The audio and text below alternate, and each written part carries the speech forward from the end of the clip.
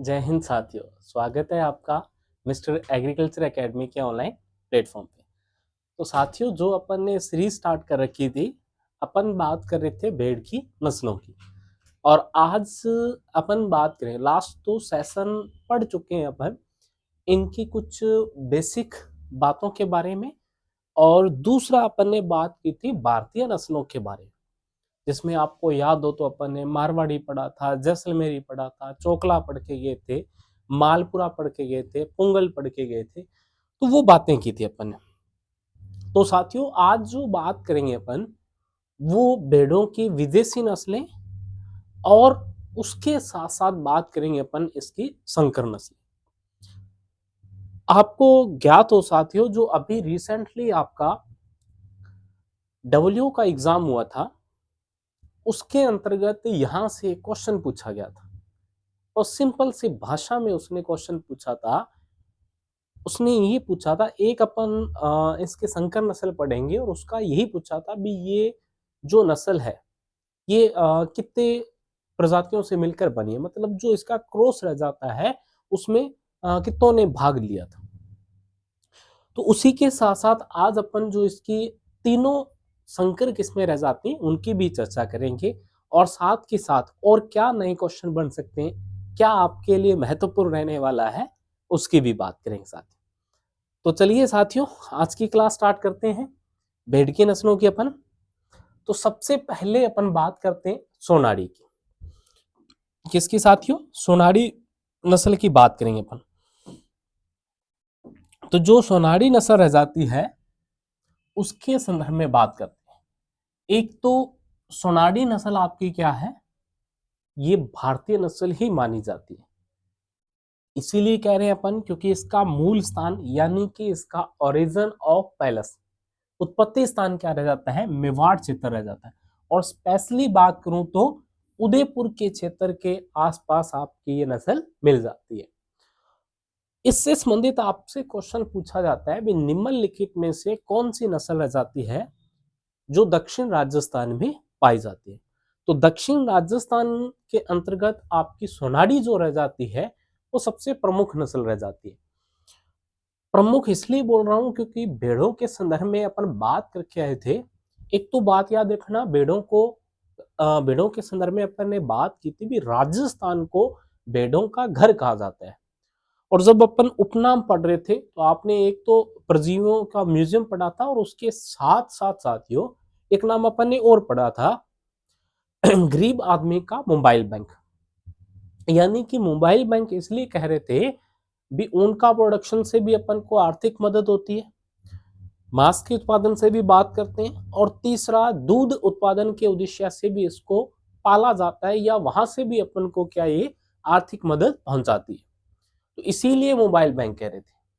तो जहां अपन बात करें, ये इसलिए प्रमुख रह जाती है, राजस्थान में संख्या के आधार पर अगर बात करें तो दूसरी सबसे ज्यादा संख्या सोनारी नस्ल की भेड़ों की ही पाई जाती है। ये अपन को ध्यान में रखना है। सबसे भारी नस्ल है राजस्थान में, ये भी इंपॉर्टेंट पॉइंट रह जाता है इसका।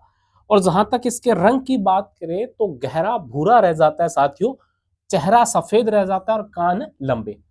बॉडी का कलर गहरा भूरा मिलेगा, चेहरा आपको सफेद मिलेगा, और ये कान क्या है, लंबे मिलते हैं आपको। क्या मिलेंगे? लंबे। आपको याद हो अपन ने मारवाड़ी पढ़ा, जैसलमेरी पढ़ा, मालपुरा पढ़ा, उनका कलर बॉडी का क्या था, व्हाइट था साथियों, यानी कि सफेद रंग की नस्लें होती हैं वो। लेकिन जैसे अपन सोनारी में आते हैं तो इसकी बॉडी का कलर, बाकी कलर सारा भूरा हो जाता है, और जो फेस टाइप है या जो सिर का कलर है, या जो अपन स्पेशली चेहरे की बात कर रहे हैं साथियों, वो सफेद हो जाता है। मारवाड़ी और जैसलमेरी में उल्टा हो रहा था, पूरे शरीर का कलर सफेद हो रहा था और चेहरा ब्लैक हो रहा था। यहाँ पूरे शरीर का कलर भूरा है लेकिन चेहरे का सफेद रह जाता है, और कान इसके क्या होते हैं, लंबे होते हैं। पूंछ लंबी व पैर भी क्या होते हैं साथियों, लंबे पाए जाते हैं। एक और बात याद रखना, अपन पढ़ के आ चुके हैं भेड़ के बारे में, अच्छी खासी संख्या पाई जाती है। भेड़ों के संदर्भ में भी अपन बात कर चुके हैं। और उसके बाद उपयोगिता की बात करते हैं, जो अपन ने बात की थी भी, इसे गरीब आदमी का मोबाइल बैंक कहते हैं। तो क्यों कहते हैं उसकी बात कर रहे हैं अपन। जो आपकी सोनारी नस्ल रह जाती है, ये क्या है, 1.5 से 2 किलो प्रति भेड़ की ऊन का उत्पादन करती है। उसके साथ साथ 1 लीटर प्रतिदिन मिल्क प्रोडक्शन, प्रतिदिन की बात कर रहे हैं साथियों, 1 लीटर प्रतिदिन दुग्ध उत्पादन सोनारी नस्ल करती है। तो सोनारी नस्ल के संदर्भ में ध्यान रखना, अगर अपन ये माने ना मुख्य उत्पादन क्यों करते हैं, इसका क्या रीजन रह जाता है, तो स्पेशली बात करें तो दूध उत्पादन के लिए ही सोनारी नस्ल को पाला जाता है। इंपॉर्टेंट बातें, कलर भूरा है, चेहरा सफेद है, ये ध्यान रख लेना इसकी। चलते हैं साथियों, नेक्स्ट बात करते हैं। उसके बाद बात करते हैं अपन मेरिनो। बहुत ही अच्छी नस्ल ना मेरिनो की। मेरिनो इसलिए इंपॉर्टेंट है, एक तो ये ध्यान, इसका ओरिजिन पहले स्पेन माना जाता है या फ्रांस माना जाता है, मोस्टली आप ध्यान में रख लेना स्पेन को ही। तो मेरिनो कहाँ की मानी जाती है, स्पेन की मानी जाती है। आपको याद हो तो इसके संदर्भ में कुछ और भी बातें की थी अपन ने, उससे पहले बात करते हैं। रंग इसका सफेद होता है साथियों, सिर मध्यम आकार का और नर में सुंदर घुमावदार सींग पाए जाते हैं। लेकिन इंपॉर्टेंट बात आपकी क्या है, इंपॉर्टेंट बात आपकी ये रह जाती है, इसकी मादा क्या रह जाती है, मादा सींग रहित रह जाती है। जो मादा रह जाएगी वो सींग रहित रह जाएगी, नर में घुमावदार सींग पाए जाते हैं साथियों। ठीक है, तो नर में सींग पाए जाएंगे और मादा क्या रह जाती है, सींग रहित। ये मेरिनो की विशेषता रह जाती है। गर्दन तथा कंधों की त्वचा पर झुर्रियां और सलवटें इसकी मुख्य विशेषता है। आप कह रहे होंगे सर पिक्चर में तो ऐसा कुछ दिख नहीं रहा है, तो मेरिनो एक ऐसी नस्ल है जिसका पूरी बॉडी या पूरे शरीर पर क्या है, ऊन पाई जाती है। जब अपन बात करते हैं, इनको आप काट दोगे तब ये चीजें क्या है, कंधों की त्वचा पर झुर्रियां और सलवटें आपको दिखाई देंगी। तो यही इस नस्ल की मुख्य विशेषता रह जाती है। संपूर्ण शरीर यानी कि मुंह से लेकर खुर तक बालों से ढका होता है, जैसा कि आप देख रहे हो, यहां से लेकर, मतलब ये पैर वाला क्षेत्र रह जाते हैं और ये फेस वाला क्षेत्र है, ये पूरा का पूरा साथियों आप देखोगे बालों से ढका रहता है, यानी कि ऊन पाई जाती है। विश्व की सर्वाधिक ऊन प्राप्ति वाली नस्ल रह जाती है, यानी कि 80% ऊन की प्राप्ति अपन कौन करता है, मेरिनो करती है। और आपको याद हो, मेरिनो के संदर्भ में अपन ने बात की थी, अपन एक ब्रीड पढ़ी थी, आपको याद हो तो कौन सी, चोकला। चोकला को अपन क्या कह रहे थे, राजस्थान और भारत की मेरिनो के नाम से जान रहे थे। किसको, चोकला को। क्योंकि चोकला को इसलिए कह रहे थे, उससे भी ऊन जो प्राप्त होती थी वो अच्छी क्वालिटी की प्राप्त होती थी, अच्छी किस्म की ऊन मिल रही थी। और यहाँ मेरिनो की बात करेंगे तो इसके संदर्भ में तो अपन पहले भी पढ़ चुके हैं साथियों, भी एक सर्वोत्तम किस्म की जो ऊन प्राप्ति होती है वो मेरिनो से होती है। चलते हैं नेक्स्ट। उसके बाद बात करते हैं इसकी ऊन उत्पादन। ऊन उत्पादन के संदर्भ में ध्यान रखना, जब आपसे सीधा पूछ ले, डायरेक्ट पूछ ले, तो 5 से 9 किलो प्रति भेड़ प्रति वर्ष रहता है, जब उसने सीधा पूछ लिया। लेकिन जब वो क्या करे, नर और मादा को अलग अलग बांट दे, तो नर का ऊन उत्पादन 10 से 14 किलोग्राम प्रति वर्ष रहता है, और वहीं मादा की बात करें तो 7 से 9 रहता है।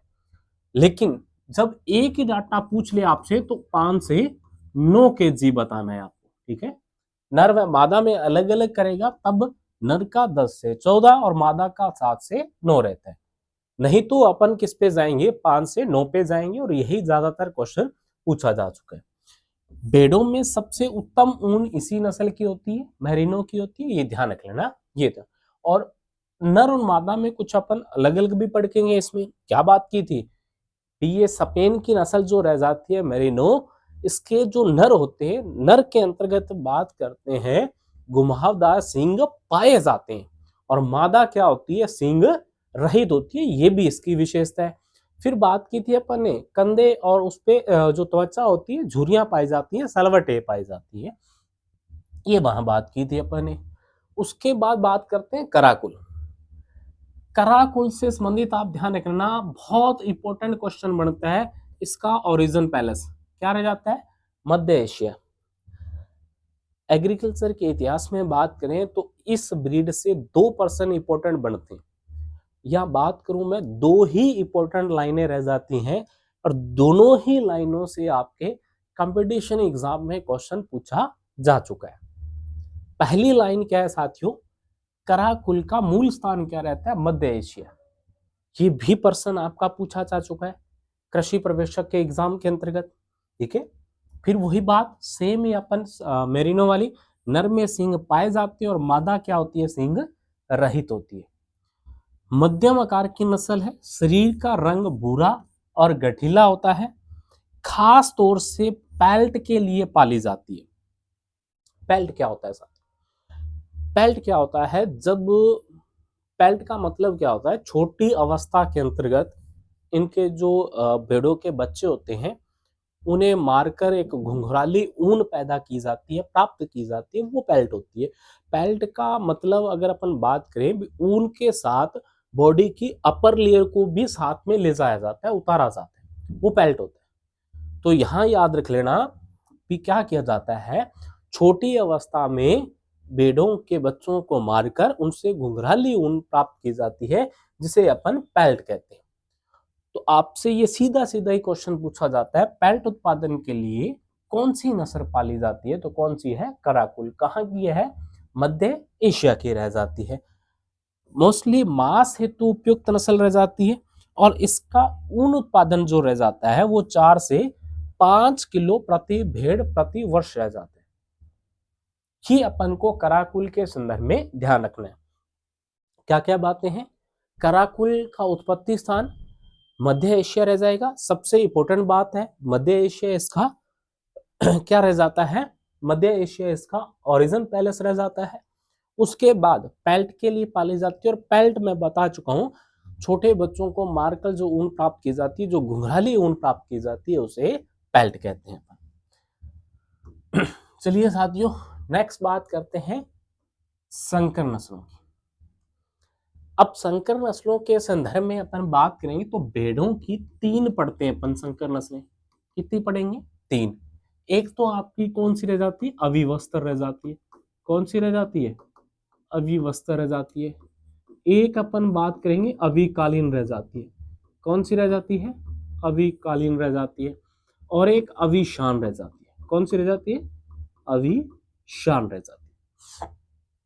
आप देखिएगा, अविवस्त्र और अविकालीन की जो बात करते हैं, इनका क्रॉस होता है 2 नस्लों को मिलाकर। कितनी नस्लों को, 2 को। लेकिन अविशान जो आपका तीसरे नंबर पे पढ़ रहे हैं अपन, इसका क्रॉस होगा 3 प्रजातियों से मिलकर। और यही क्वेश्चन आपका डब्ल्यू 2024 में पूछा गया था साथियों। यानी कि अभी जो रिसेंटली आपका प्रश्न आया था उसमें उसने सिंपल से बहुत ही साधारण तरीके से पूछा था भी जो अविशान भेड़ की नस्ल रह जाती है ये कितनी नस्लों से मिलकर बनी होती है, मतलब जो क्रॉस में भाग लेने वाली नस्लें थी वो कितनी थी, तो कितनी रह जाएंगी, 3।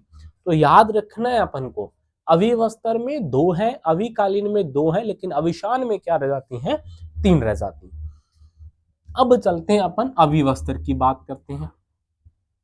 अविवस्त्र का ओरिजिन ऑफ पैलेस क्या माना जाता है, केंद्रीय भेड़ एवं ऊन अनुसंधान संस्थान अविका नगर मालपुरा, जो कहाँ रह जाता है साथियों, टोंक में रह जाता है। ठीक है, क्या बोल रहे थे इसको, आपको याद हो तो क्या बोला था इंग्लिश में, CSWRI, central sheep and wool research institute. ठीक है, तो क्या रह जाएगा, central sheep and wool research institute रह जाता है ना आपका। तो ये कहाँ पे है, अविका नगर मालपुरा टोंक में। वहीं से ही अविवस्त्र को इजाद किया गया साथियों। रेम्बले नस्ल के तो क्या होते हैं, मेरिनो नर होते हैं, और चोकला के क्या है, संकरण से ये तैयार किए गए। यानी कि अपन बात करें इनका क्रॉस क्या होता है, इनका क्रॉस क्या होता है, तो याद रखना है, क्या याद रखना है, क्रॉस में याद रखना है अपन को रेम्बले इंटू क्या हो जाएगा, चोकला हो जाएगा। ठीक है, रेम्बले इंटू क्या हो जाएगा, चोकला हो जाएगा। ये इसका क्या रह जाता है, क्रॉस रह जाता है, किसका, अविवस्त्र का। याद रख लीजिएगा, रेम्बले इंटू चोकला है अविवस्त्र का। विशेषता, पशु का शरीर का रंग जो होता है सफेद होता है, पूर्णतः सफेद मिलेगा, जैसा अपन मालपुरा में भी पढ़ के गए थे ना। पूंछ लंबी व पतली होती है, सींग सर्पिलाकार और घुमावदार होते हैं। उपयोगिता क्या है इसकी? ऊन उत्पादन 2 से 4 किलो मिलता है प्रति वर्ष की बात करें, लेकिन मेमनों के पैदा होने की जो वार्षिक दर रह जाती है वो 93.21% रह जाती है। या अपन ये भी कह सकते हैं भी सबसे ज्यादा प्रोडक्शन हो रहा है ना किसका? अविवस्त्र का। तो अविवस्त्र CSWRI मालपुरा टोंक से निकाली गई है। क्रॉस इसका क्या है? रेम्बले इंटू चोकला इसका क्रॉस रह जाता है। और मेमनों की जो वार्षिक पैदावार होती है वो 93.21% होती है। याद रख लेना, मैक्सिमम है ये, ठीक है। उसके बाद चलते हैं साथियों अपन, दूसरी इसकी नस्ल रह जाती है कौन सी? अविकालीन। अब ये भी इंपॉर्टेंट है आपकी, अविकालीन भी। क्यों? अब इसको भी कहां से निकाला गया? वही CSWRI central sheep and wool research institute Vikanagar Malpura Tonk से ही इसको इजाद किया गया है। इसमें क्या हो जाएगा? मेरिनो नर और मालपुरा नस्ल की मादा होती है, ये ध्यान रखना, ठीक है। यहां अपन को रखना है किसके? Merino into Malpura. वहां पे रेम्बले की जगह मेरिनो भी आ सकता है और चोकला आएगा आपका। यहाँ चोकला की जगह अपन क्या लाते हैं? मालपुरा। मालपुरा के संदर्भ में आप बात कर चुके हैं। मालपुरा भी यहीं से निकाली गई आपकी, लेकिन मालपुरा क्या है? मालपुरा मुख्य रूप से मांस उत्पादन के लिए पाली जाने वाली नस्ल थी, जिसको ड्यूल पर्पज में रखते तो हैं, लेकिन मुख्य मांस उत्पादन के पाली जाती थी। क्योंकि मालपुरा नस्ल की बात करें तो इसकी ऊन खराब थी। उस नस्ल की मादा को मेरिनो नर से क्रॉस करवाया जाता है। मेरिनो के संदर्भ में अपन पढ़ चुके हैं, क्या था? स्पेन की नस्ल थी और ऊन प्रोडक्शन के उद्देश्य से सबसे बेस्ट मानी जाती है, क्योंकि मैक्सिमम वूल प्रोडक्शन आपका मेरिनो ही कर रही थी। अविकालीन की याद रखना है तो मेरिनो इंटू मालपुरा का क्रॉस रहता है। शरीर सुगठित होता है, रंग सफेद होगा, कान छोटे और मुंह क्या होता है? पतला होता है। मेमनों की पैदा होने की प्रतिशत कितनी रहती है? 81.47। दोनों याद रखने अपन को, ठीक है। पहले अपन कौन सा? अविवस्त्र पढ़ के गए हैं ना, कौन सा? अविवस्त्र पढ़ के गए। दूसरा अपन कौन सा पढ़ रहे हैं? अविकालीन पढ़ रहे हैं। कौन सा पढ़ रहे हैं अपन? अविकालीन पढ़ रहे हैं। अविवस्त्र में अपन ने वार्षिक पैदावार पढ़ी थी 93.21 और यहाँ पढ़ रहे हैं अपन कितनी? यहाँ 81.47% अपन वार्षिक पैदावार पढ़ रहे हैं, मेमनों की पैदा होने की दर पढ़ रहे हैं। अविवस्त्र में 93.21 है और अविकालीन में 81.71 रहता है। ये वार्षिक पैदावार है। उपयोगिता की बात करें तो 6 माह की भेड़ से 11-30 ग्राम ऊन, या इसको अपन केजी में कन्वर्ट करें तो 1.13 केजी ऊन प्राप्त कर सकते हैं अपन। यानी कि आप ध्यान रखना, जो अपन अविवस्त्र में पढ़ के आए थे, कितना पढ़ के गए थे? 2 से 4 केजी पढ़ के गए थे। भी लगभग अपन बात करेंगे इसका हाफ ले जाएंगे अपन ना, भी लगभग क्या है? हाफ हो जाएगा, लगभग 2.5 केजी के समथिंग। एक साल की बात करें तो आपका क्या रह जाता है? ऊन प्रोडक्शन रह जाता है। अविवस्त्र का 2 से 4 केजी था और वार्षिक पैदावार 93.21 थी। वहीं अविकालीन की बात करें तो 1.13 केजी रह जाता है और वार्षिक पैदावार 81.417% रह जाएगी। ऊन उत्तम किस्म की होती है, होना है साथियों। मेरिनो का क्रॉस भी तो करा रहे हैं ना अपन। कालीन बनाने के लिए उपयुक्त है, और यही क्वेश्चन आपका पूछा जाता है, किस नस्ल की ऊन से कालीन बनाया जाता है? तो किससे? अविकालीन की नस्ल की जो ऊन होती है उससे अपन कालीन बना सकते हैं। ये अपन को ध्यान रखना है। लास्ट एंड फाइनल अपन बात करते हैं आपकी कौन सी रह जाती है? अविशान। अविशान आपके लिए इंपॉर्टेंट है। अभी रिसेंटली आपका डब्ल्यू के एग्जाम के अंतर्गत ये प्रश्न पूछा गया था, भी इसका जो क्रॉस होता है कितनी नस्लों से होता है? तो वहां ऑप्शन में क्या थे? यही ऑप्शन में थे साथियों, 2 है, 3 है, 4 है या 5 है। तो राइट आंसर वहां क्या था? 3 के क्रॉस से मिलकर बनी होती है।